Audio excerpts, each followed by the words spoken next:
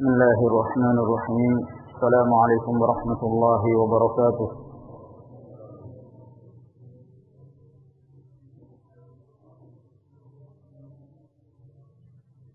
إن الحمد لله نحمده ونستعينه ونستغفره ونعوذ بالله من شرور أنفسنا ومن سيئات أعمالنا. من يهده الله فلا مضل له ومن يضلل فلا هادي له، وأشهد أن لا إله إلا الله وحده لا شريك له، وأشهد أن محمدا عبده ورسوله. يا أيها الذين آمنوا اتقوا الله حق تقاته ولا تموتن إلا وأنتم مسلمون. يا أيها الناس اتقوا ربكم الذي خلقكم من نفس واحدة وخلق منها زوجها وبث منهما رجالا كثيرا ونساء،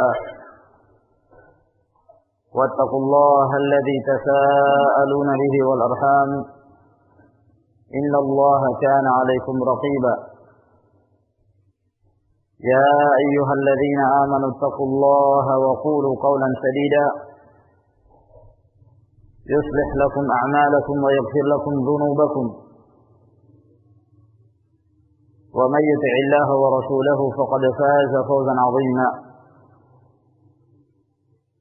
أما بعد، فإن أصدق الحديث كلام الله تعالى،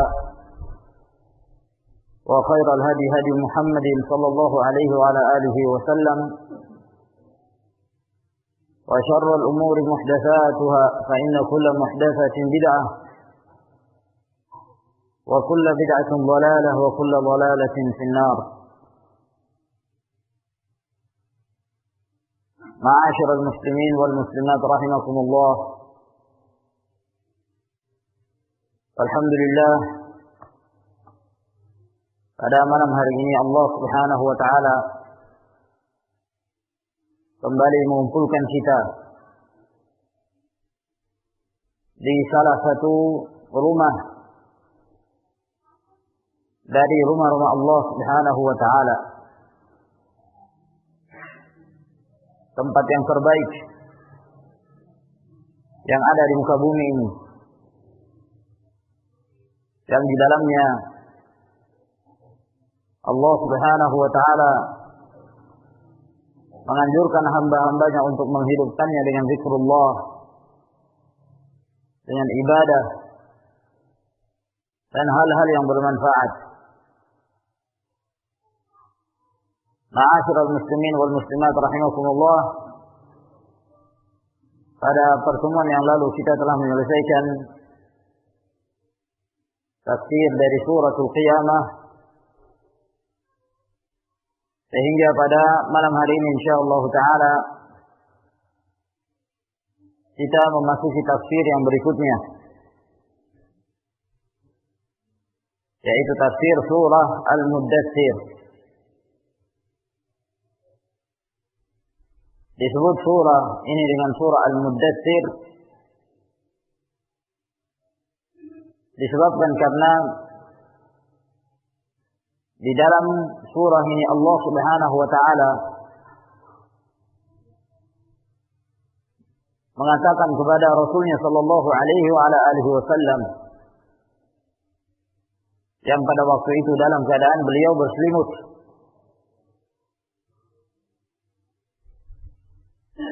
dan Al-Mudatsir artinya orang yang berselimut, orang yang menggunakan disar. Maknanya sama dengan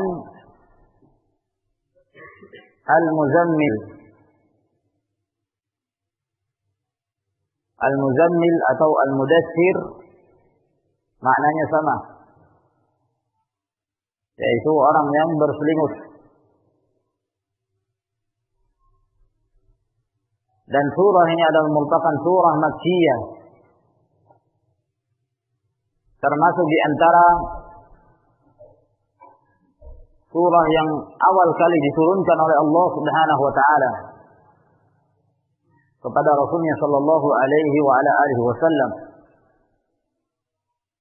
Bahkan diriwayatkan oleh Imam Al-Bukhari rahimahullah dari hadis Jabir radhiyallahu ta'ala anha bahwa Jabir mengatakan nazala awwalu syai'in nazala minal Qur'ani ya ayyuhal mudaththir, bahwa yang paling pertama yang turun dari Al-Qur'an Karim adalah firman Allah ya ayyuhal mudaththir, yaitu surah yang akan menjadi pembahasan kita ini. Namun apa yang diriwayatkan dari Jabir radhiyallahu taala anhu ini kelihatannya bertentangan dengan apa yang ditetapkan oleh jumhur ulama, bahwa surah yang paling pertama yang Allah Subhanahu wa taala turunkan adalah suratul Alaq. Iqra bismi rabbikal ladzi khalaq. Dan seterusnya. Kalau bagaimana dengan perkataan Jabir yang mengatakan bahwa yang paling pertama yang diturunkan oleh Allah Jalla wa'ala adalah ya ayyuhal mudaththir. Jumhur ulama mengatakan bahwa yang paling pertama diturunkan adalah Iqra bismi rabbikal ladzi khalaq. Kelihatan memang terjadi pertentangan. Namun apabila kita memperhatikan riwayat-riwayat yang datang dari Jabir radhiyallahu taala anhu, demikian pula dari hadis-hadis yang lainnya dari hadis Aisyah, menunjukkan bahwa tidak ada pertentangan antara kedua riwayat ini. Cara menggabungkan antara kedua riwayat tersebut, kita mengatakan bahwa yang paling pertama yang Allah Subhanahu wa taala turunkan kepada Rasulnya sallallahu alaihi wasallam, yang Allah tidak pernah menurunkan satu ayat pun dan surah satu pun sebelumnya, yaitu suratul Alaq. Jadi suratul Alaq adalah merupakan surah yang paling pertama yang Allah Subhanahu wa taala turunkan secara mutlak. Hadis Aisyah yang diriwayatkan oleh Bukhari menjelaskan hal itu, di mana Rasulullah sallallahu alaihi wasallam sering menyendiri berkhalwah di Gua Hira. Lalu kemudian dalam kisah tersebut datanglah Jibril alaihi salam dan mengatakan kepada Rasulullah alaihi salatu wasallam, "Iqra." Bacalah, kata Rasulullah, "Ma ana biqari." Saya tidak mampu membaca.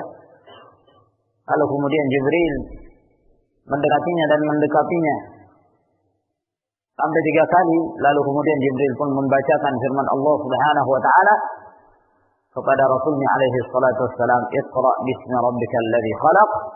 Sampai firman-Nya, "'Allamal insana Iqra bismi rabbikal ladzi khalaq, khalaqal insana min 'alaq.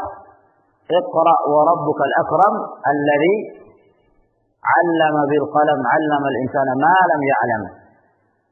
Sampai di sini. Lalu kemudian terjadilah kisah yang sangat panjang. Rasulullah alaihi salatu wassalam pulang ke rumahnya.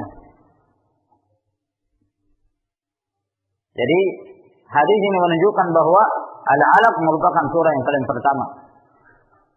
Adapun yang dimaksud oleh Jabir radhiyallahu ta'ala anhu bahwa yang paling pertama yang diturunkan oleh Allah Subhanahu wa taala kepada Rasulnya adalah surah Al-Mudaththir, yang dimaksud adalah setelah terjadinya fatrah muddatun tawilah, dalam jangka waktu yang sangat lama Allah Subhanahu wa taala tidak menurunkan satupun dari ayat-ayat Al-Qur'an ini.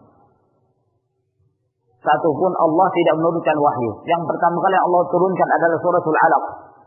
Kemudian setelah itu dalam jangka waktu yang sangat lama tidak satupun ayat dan tidak satupun surah yang Allah turunkan kepada Rasulnya sallallahu alaihi wasallam.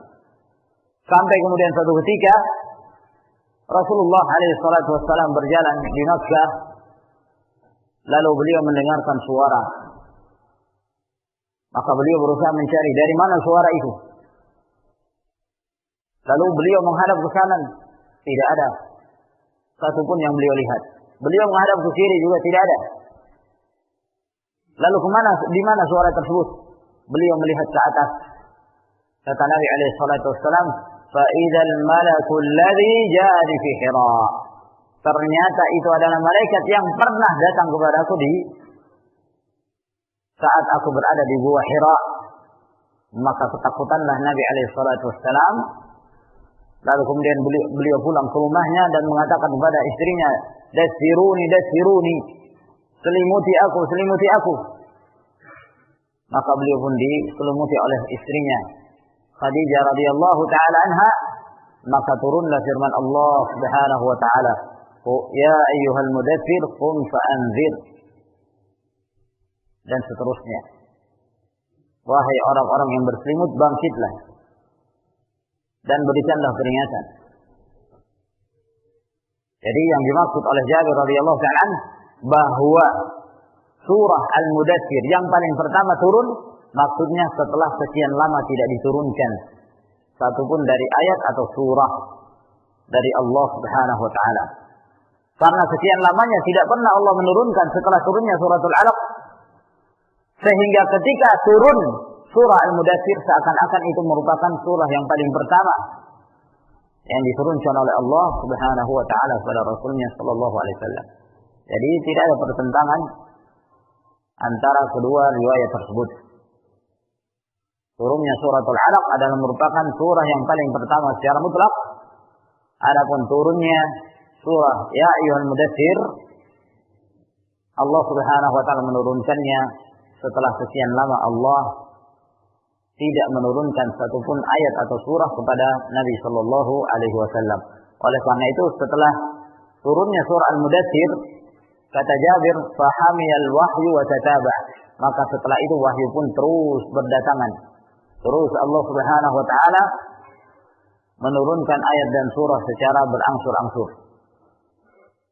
Maka dari sini menjelaskan kepada kita bahwa surah Al-Mudaththir merupakan surah yang kedua secara mutlak yang Allah Subhanahu wa taala turunkan kepada Rasulnya dari Al-Quran Al-Karim.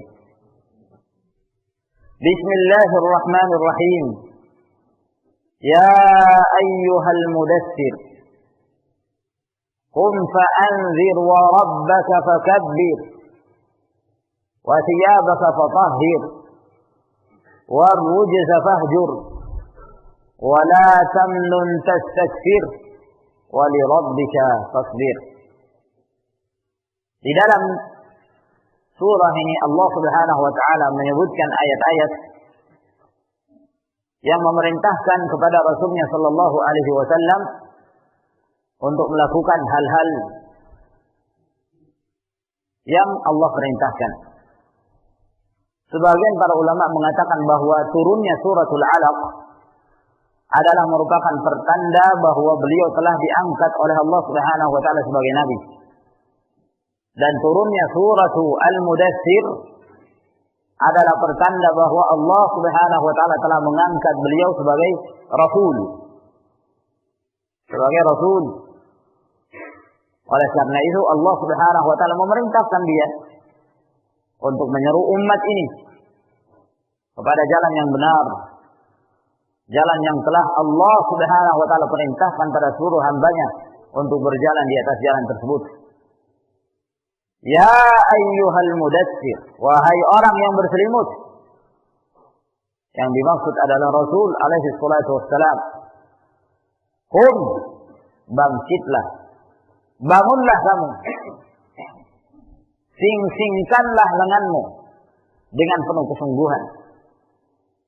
Ini bangkitlah dengan penuh semangat. Fa'anzir, lalu berikanlah peringatan. Yaitu berikan peringatan kepada manusia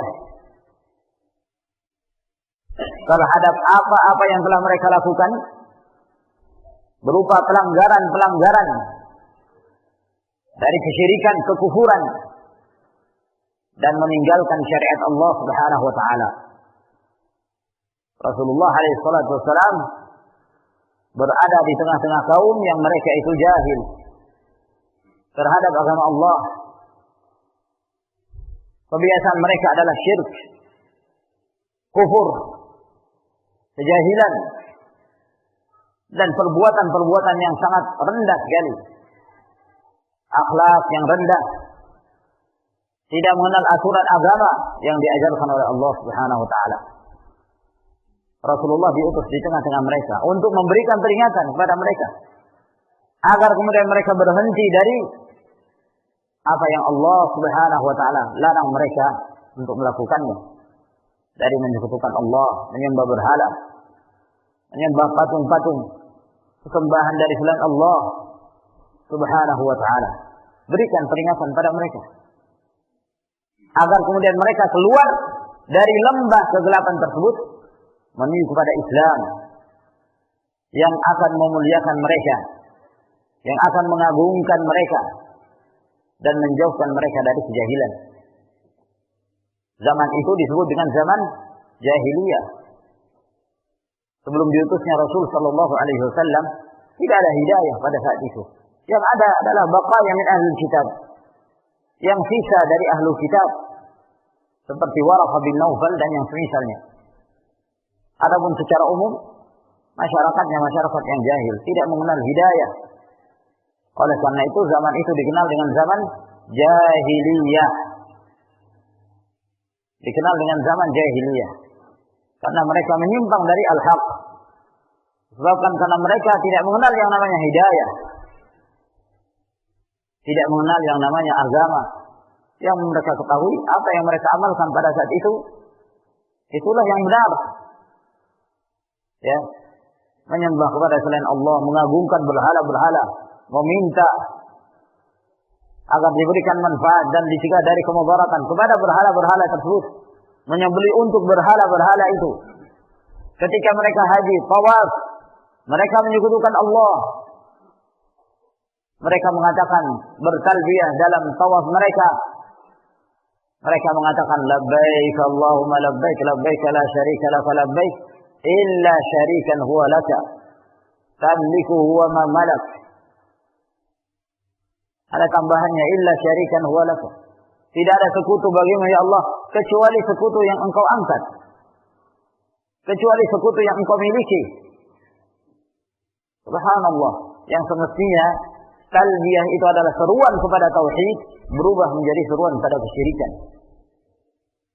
Belum lagi akhlak yang sangat rendah yang ada pada saat itu. Para wanita yang direndahkan, pernikahan-pernikahan yang pada hakikatnya zina. Lalu kemudian mereka mensahkan model-model pernikahan tersebut.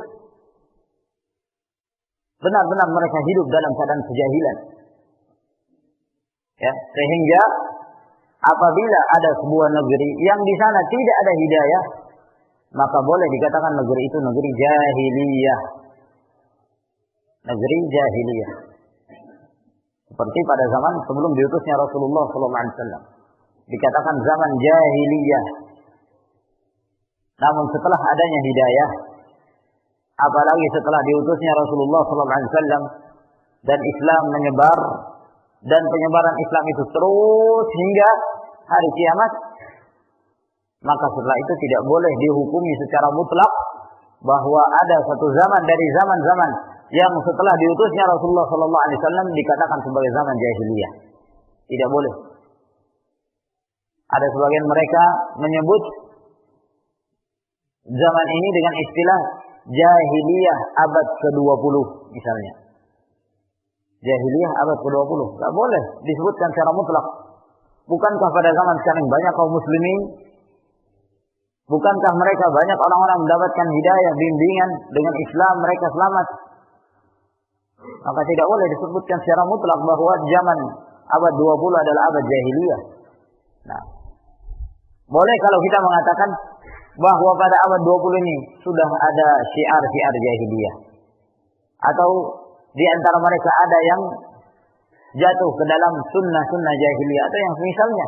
Itu boleh. Namun menyebutkan secara mutlak bahwa abad 20 adalah merupakan abad jahiliyah, seakan-akan menghilangkan adanya kaum muslimin dan kemaslahatan yang ada pada mereka. Masih banyak alhamdulillah yang beribadah kepada Allah, mentauhidkan Allah, memurnikan agamanya untuk Allah Subhanahu wa ta'ala.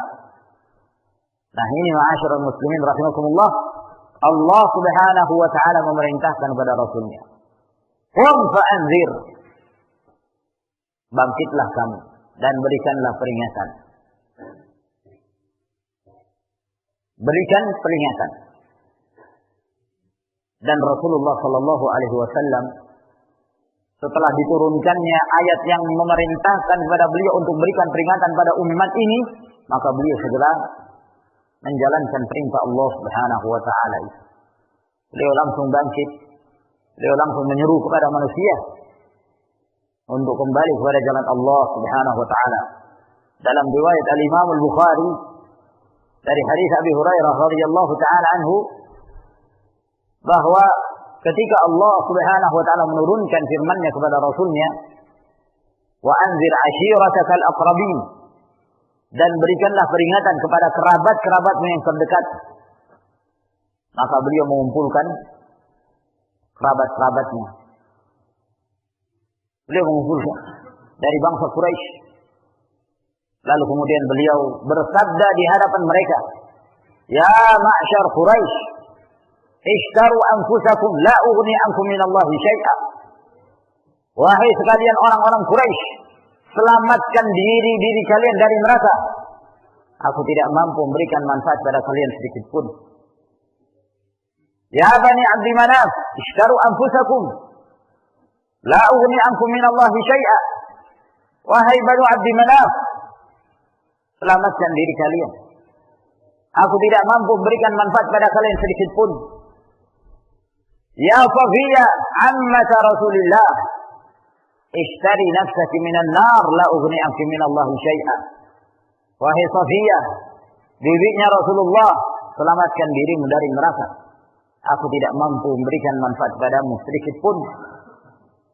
Ya Fatimah binta Rasulillah, salini min mali ma syi'ti, la ughni anki minallahi syai'a. Wahai Fatimah, anaknya Rasulullah, beliau peringatkan kepada anaknya sendiri, silakan engkau meminta hartaku yang engkau inginkan, tapi dalam urusan akhirah aku tidak mampu memberikan manfaat padamu sedikit pun. Nah, Rasulullah alaihissalam semenjak Allah memerintahkan pada beliau untuk tegak dengan dakwah, maka beliau tidak berhenti siang malam mengajak manusia untuk kembali ke jalan Allah, mengucapkan la ilaha illallah agar kemudian mereka mendapatkan kemenangan. Wa rabbaka fakabbir, dan kepada Rabbmu lah hendaklah engkau bertakbir, membesarkan Rabbmu, mengagungkannya dengan tauhid, dan jadikan maksud kamu dalam memberikan peringatan adalah wajhullah, mengharapkan wajah Allah Subhanahu wa ta'ala. Maka di dalam ayat ini Allah perintahkan pada Rasulnya untuk membesarkan Allah. Allah memerintahkan pada Rasulnya untuk memberi peringatan kepada umat ini, dan Allah Subhanahu wa ta'ala memerintahkan pada Rasulnya untuk membesarkan Allah.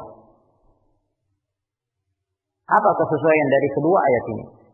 Allah perintahkan untuk memberikan peringatan pada manusia, dan Allah perintahkan pada Rasulnya agar membesarkan Allah, memuliakan Allah Subhanahu wa ta'ala dengan tauhid, untuk menjelaskan kepada Rasulnya bahwa apabila engkau hendak memberikan peringatan, apabila engkau hendak memperingatkan manusia dari kesyirikan dan kekufuran serta kemaksiatan, maka hendaklah engkau memperingatkan mereka karena Allah. Karena Allah Subhanahu wa ta'ala yang maha besar. Hanya kepada Allah seseorang itu bertawakal, menyandarkan diri hanya kepada Allah, agar kemudian dalam berdakwah tidak ada maksud-maksud membela diri atau mengharapkan dunia, semata-mata hanya untuk Allah Subhanahu wa ta'ala. Itu maknanya wa rabbaka fakabbir, maka kepada Rabbmu lah hendaklah engkau bertakbir, membesarkannya, mengagungkannya, memuliakannya. Wa thiyabaka fatahhir, dan pakaianmu maka sucikanlah. pakaianmu maka sucikanlah. Sebahagian para ulama menafsirkan makna dari firman Allah Subhanahu wa taala ini, pakaianmu maka sucikanlah. Yang dimaksud dengan pakaian adalah amalan-amalan. Yang dimaksud dengan pakaian di sini adalah al-a'mal. Amalan. Sucikan amalanmu, maksudnya jadikan amalanmu itu ikhlas, murni hanya untuk Allah Subhanahu wa taala. Bersihkan dari segala hal-hal yang membatalkan dan merusak amalan. Seperti kesyirikan, beramal karena riya, beramal karena kemunafikan, beramal karena takabbur, karena ujub, atau yang semisalnya. Bersihkan, sucikan amalanmu hanya untuk Allah Subhanahu wa taala, bukan untuk mendapatkan kenikmatan dunia atau yang semisalnya. Hanya untuk Allah. Jadi makna dari thiyabaka, pakaianmu adalah a'malaka, amalan-amalanmu. Telah diriwayatkan dari Ibnu Abbas radhiyallahu taala anhuma, ketika beliau menjelaskan firman Allah ini, wa thiyabaka fatahhir, kata Ibnu Abbas, la talbasha 'alal ma'siyah. Jangan engkau memakai pakaianmu itu di atas perbuatan kemaksiatan. Artinya jangan engkau memakai pakaianmu lalu kemudian engkau ke sana kemari melakukan amalan-amalan kemaksiatan. Jangan. Engkau memakai pakaianmu dalam keadaan engkau beramal saleh. Lakukan amalan-amalan diperintahkan oleh Allah Subhanahu wa taala. Dan sebahagian dari kalangan para ulama juga menjadikan ayat ini sebagai dalil diperintahkannya untuk mensucikan pakaian. Wa thiyabaka fatahhir, dan pakaianmu sucikanlah, yakni pakaian yang dikenakan. Pakaianmu sucikanlah, maksudnya sucikan dari najis, kotoran-kotoran. Apabila engkau hendak bangkit melaksanakan ibadah di hadapan Allah Subhanahu wa taala. Sehingga bagi mereka yang menjelaskan dan menafsirkan ayat ini, yang dimaksud adalah pakaian, sucikanlah dari najis, maka ini merupakan dalil yang menunjukkan bahwa membersihkan pakaian dari najis merupakan syarat min syurutis shalah, di antara syarat-syarat sahnya salat. Harus dibersihkan dari najis. Nah, lama memungkinkan tentunya. Lama memungkinkan. Nah, bersih kotoran dari kotoran-kotoran dari najis. Apabila seseorang mengerjakan salat lalu kemudian di pakaiannya itu ada najis dan dia tahu bahwa pada pakaiannya itu ada najis, maka ketika dia hendak melanjutkan salatnya, maka salatnya batilah. Salatnya tidak sah. Nah, tapi kalau misalnya dia tidak mengetahui, sampai dia menyelesaikan salatnya, setelah selesai salat dia melihat ada najis di pakaiannya, apakah dia harus mengulangi salatnya? Jawabannya tidak. Tidak perlu bagi dia untuk mengulangi salatnya. Hal ini berdasarkan hadis yang diriwayatkan oleh Abu Dawud dari hadis Abu Sa'id Al-Khudri radhiyallahu taala anhu, ketika Rasulullah sallallahu alaihi wasallam memimpin salatul jamaah, dan termasuk di antara kebiasaan Rasulullah sallallahu alaihi wasallam, beliau salat dengan menggunakan sendal. Dan para sahabat mengikuti Rasulullah alaihi wasallam. Mereka memakai sendal. Memakai sendal ketika salat termasuk di antara sunnah Rasulnya sallallahu alaihi wasallam. Karena Nabi alaihi wasallam yusalli hafiyan wa munta'ila. Rasulullah sallallahu alaihi wasallam pernah salat dalam keadaan tidak beralas kaki dan pernah salat dalam keadaan beliau beralas kaki. Nah, dua-duanya boleh. Nah, tapi kalau kemudian kita pakai sendal masuk ke masjid orang menimbulkan fitnah, jangan dilakukan. Ya, masuk ke masjid ini misalnya pakai sendal yang menyebabkan kotor, apalagi kalau sendalnya itu kotor, menimbulkan fitnah. Nah, maka jangan kita mengharapkan kebaikan dari mengamalkan sunnah, tapi justru menimbulkan kemudaratan yang lebih besar. Maka oleh karena itu para ulama menasihatkan untuk tidak, kecuali kalau misalnya tidak menimbulkan fitnah. Ya, seperti di Yaman, di Damaskus, subhanallah. Ya, sholat pakai sendal, pakai sepatu, silahkan, bebas mengamalkan sunnah. Nah, walhasil Rasulullah SAW waktu itu memakai sendal ketika sholat. Para sahabat memakai sendal. Di pertengahan sholat tiba-tiba Rasulullah Sallallahu Alaihi Wasallam melepaskan sendalnya. Ketika para sahabat melihat Rasulullah melepaskan sendalnya, mereka memahami bahwa ini termasuk gerakan sholat. Maka mereka serentak melepaskan sendal-sendal mereka. Nah, karena mereka menyangka bahwa ini termasuk gerakan sholat. Sampai kemudian Rasulullah Sallallahu Alaihi Wasallam selesai mengerjakan sholatnya, maka beliau mengatakan kepada para sahabat, "Ma'alakum khala'tum ni'alakum?" Kenapa kalian lepaskan sendal-sendal kalian? Kata para sahabat, "Ya Rasulullah, ra'aynak khala'tana 'alaih fa khala'naha." Wahai Rasulullah, kami melihat engkau melepaskan kedua sendalmu, kami pun melepaskannya. Menyangka bahwa itu adalah termasuk yang disyariatkan.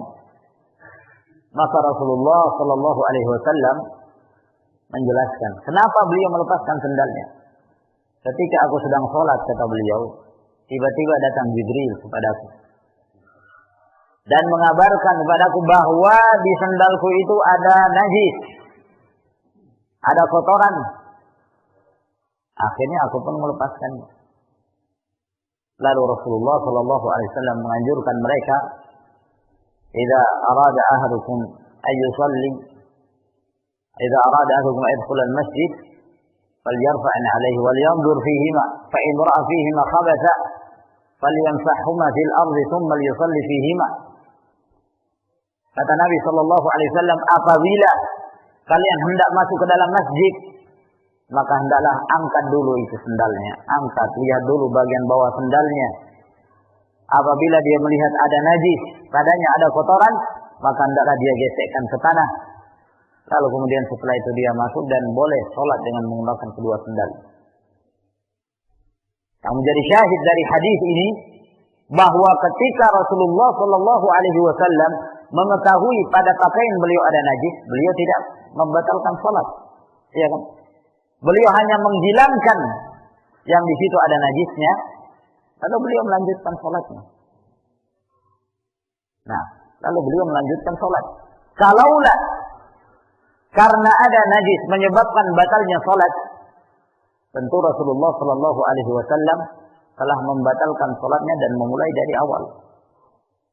Tapi karena beliau tidak tahu, sampai kemudian Jibril datang dan mengabarkan kepada beliau alaihi salatu wassalam, beliau hanya melepaskan dan tetap melanjutkan sholatnya. Menunjukkan bahwa kalau kemudian seorang tidak tahu ada di pakaiannya itu ada najis, dia sholat sampai akhir sholat, maka tidak batal sholatnya. Sholatnya diterima insyaallah ta'ala. Nah, ini makna dari firman Allah, wa thiyabaka fatahhir warrujza fahjur. Warrujz fahjur. Sebagian para ulama menjelaskan bahwa yang dimaksud ar-rujz adalah patung-patung, berhala-berhala yang disembah selain Allah Subhanahu wa taala.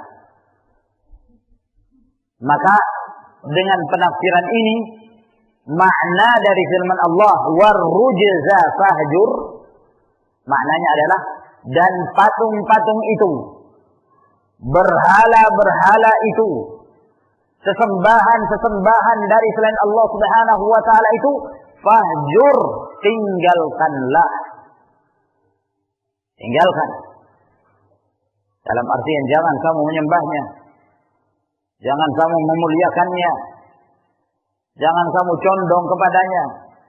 Jangan kamu datang berdoa kepadanya. Tinggalkan warrujz fahjur. Tinggalkan berhala-berhala itu, tinggalkan patung-patung itu. Segala sesembahan dari selain Allah Subhanahu wa taala. Ini makna yang pertama. Atau penafsiran yang kedua yang dimaksud ar-rujz adalah seluruh amalan-amalan keburukan dari perbuatan-perbuatan dosa. Maka makna berdasarkan tafsir ini warrujz fahjur artinya dan perbuatan-perbuatan dosa itu, yang kecil maupun yang besar, fahjur, tinggalkanlah. Tinggalkanlah, termasuk di antaranya kesyirikan. Karena Allah mengharamkan semua itu. Tinggalkan kesyirikan, tinggalkan kekufuran, tinggalkan kemaksiatan, tinggalkan bid'ah, tinggalkan khurafat, dan apa saja yang menyimpang dari agama Allah Subhanahu wa taala. Warrujz fahjur.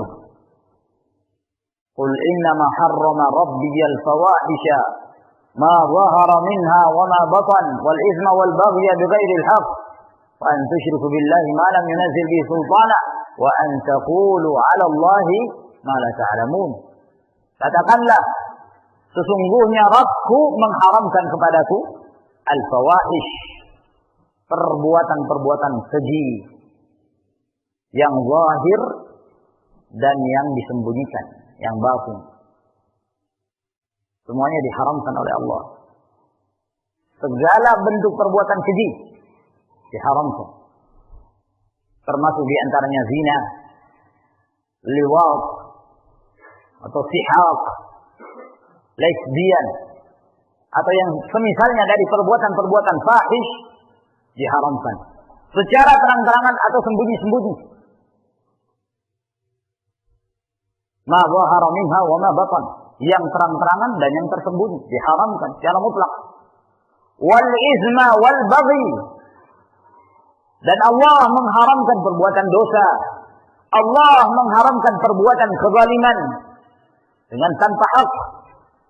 Wa an tusyriku billahi ma lam yunzil bihi sultana, dan kalian menyekutukan Allah apa-apa yang Allah Subhanahu wa taala tidak memberikan kekuasaan kepadanya. Wa an taqulu 'ala Allahi ma la ta'lamun, kalian mengada-ada terhadap Allah apa-apa yang kalian tidak punya ilmu tentangnya. Tidak diperbolehkan mengada-ada di dalam agama Allah ini, mengatakan ini Islam mensyariatkan atau Islam melarang, dalam keadaan seorang tidak punya ilmu. Dia tidak punya ilmu tentang agama, berbicara tentang masalah agama. Ini adalah perbuatan yang merupakan dosa yang paling besar yang Allah Subhanahu wa taala sebutkan. Wa an taqulu 'ala Allahi ma la ta'lamun, kalian mengada-ada terhadap Allah atas nama Allah apa-apa yang kalian tidak berilmu tentangnya, kalian jahil tentangnya. Kalian mengatakan ini haram padahal dihalalkan oleh Allah, atau kalian mengatakan ini halal padahal diharamkan oleh Allah Subhanahu wa taala. Ini semua diperintahkan untuk meninggalkannya. Nah,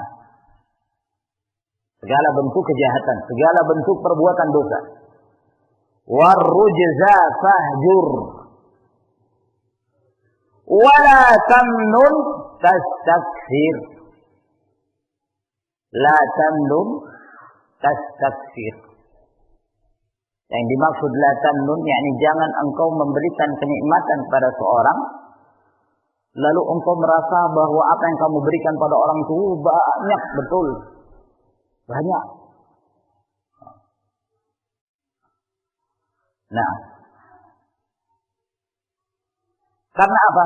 Itu akan menyebabkan seorang merasa punya minnah, merasa punya jasa yang besar kepada seorang yang lain. Oleh karena itu Allah Subhanahu wa taala melarang. Kalau kamu beri, Nah, dan ketika kamu memberi, jangan kamu merasa bahwa yang kamu berikan wah ya, besar, banyak. Nah, ya, itu adalah pemberian Allah kepada kamu. Ketika kamu berikan kepada seorang, insya Allah itu sedekah atau hadiah, insya Allah bernilai pahala di sisi Allah. Namun ketika kamu memberikan sesuatu kepada seorang, lalu kamu menganggap besar, nah ini bahaya nanti. Nah,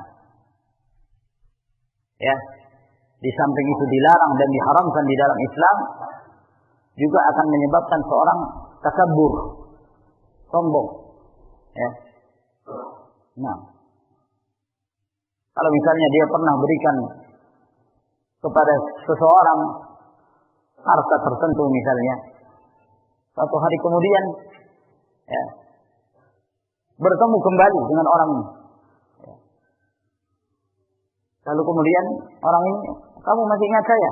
Oh iya, kamu yang dulu itu anak kasih anu ya? Hah? Yang anak kasih ayam. Kamu ya? Masih ingat? Nah, ini disebut-sebut. Karena dia merasa itu besar gitu loh pemberiannya. Nah, ini tidak diperbolehkan. Ya. Alhamdulillah, apa yang Allah Subhanahu wa taala berikan keleluasan kepadamu, dari harta syukuri. Apa yang kamu berikan, jangan dianggap bahwa itu adalah sesuatu yang banyak. Nah, karena akan menghilangkan seorang dari bersyukur kepada Allah Subhanahu wa taala dan menyebabkan seorang suka menyebut-nyebut pemberian, dan ini tercela. Nah, ada sebagian ulama yang menafsirkan wala tamnun tastakthir, maknanya adalah jangan engkau memberikan sesuatu kepada seorang lalu kamu berharap agar kemudian dia memberimu lebih banyak dari apa yang kamu berikan. Ya, kamu memberi sesuatu kepada orang, tapi kamu sudah berharap-harap. Ya, kalau anak kasih dia 1 gelas aqua, dia berharap mungkin anak akan dikasih 2 gelas. Nah, kadang-kadang praktek-praktek seperti ini ada, walaupun kita tidak merasa. Nah, seperti contoh misal apa yang dilakukan oleh sebagian masyarakat kaum muslimin.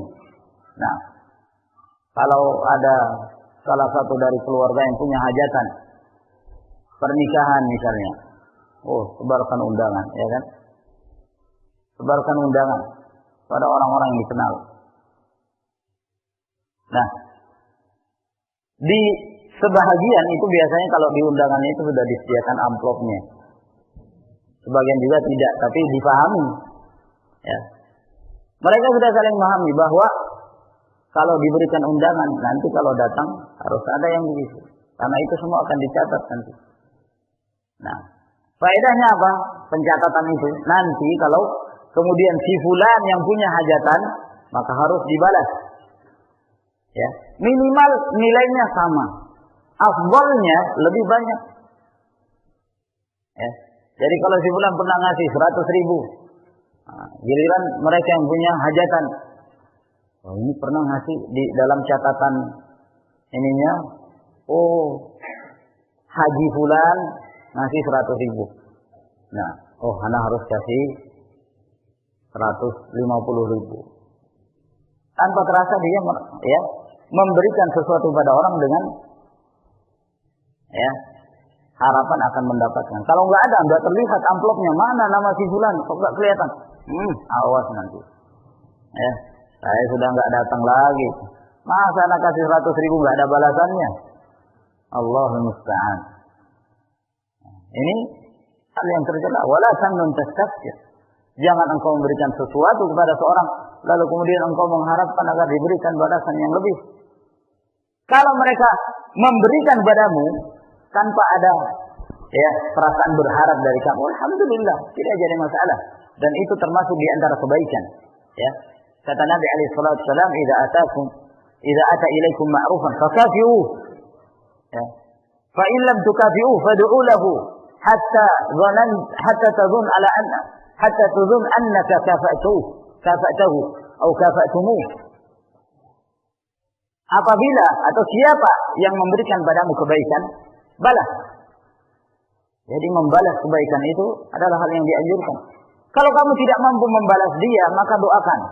Doakan sampai kamu merasa bahwa engkau telah membalasnya.